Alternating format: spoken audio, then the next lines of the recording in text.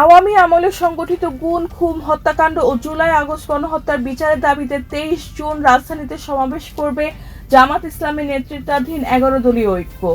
একই দাবিতে আগামী ৪ জুলাই দেশের সব জেলা শহরে বিক্ষোভ মিছিল ও সমাবেশের কর্মসূচিও ঘোষণা করা হয়েছে। পাশাপাশি জাতীয় নাগরিক পার্টি দেশব্যাপী বিক্ষোভ সমাবেশের ডাক দিয়েছে।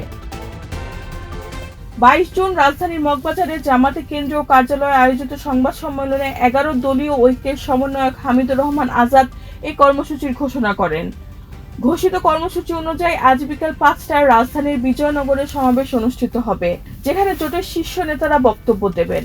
সংবাদ সম্মেলনে হামিদুর রহমান আজাদ অভিযোগ করেন, দেশে এখনো বিচারহীনতার সংস্কৃতি বহাল রয়েছে এবং জুলাই আগস্ট গণহত্যার বিচার প্রত্যাশিত গতিতে এগোচ্ছে না। তিনি দাবি করেন, বিচার প্রক্রিয়ার ধীরগতির কারণে ফ্যাসিবাদী শক্তি পুনরায় মাথাচাড়া দেওয়ার সুযোগ পাচ্ছে। অন্যদিকে এনসিপি আজ বিকাল ৫টায় দেশের সব জেলা শহর ও মহানগরে একযোগে বিক্ষোভ সমাবেশ করবে। দলটির পক্ষ থেকে গুম, খুন ও গণহত্যার বিচার নিশ্চিত করার দাবিতে কর্মসূচি সফল করতে নেতাকর্মীদের নির্দেশ দেওয়া হয়েছে।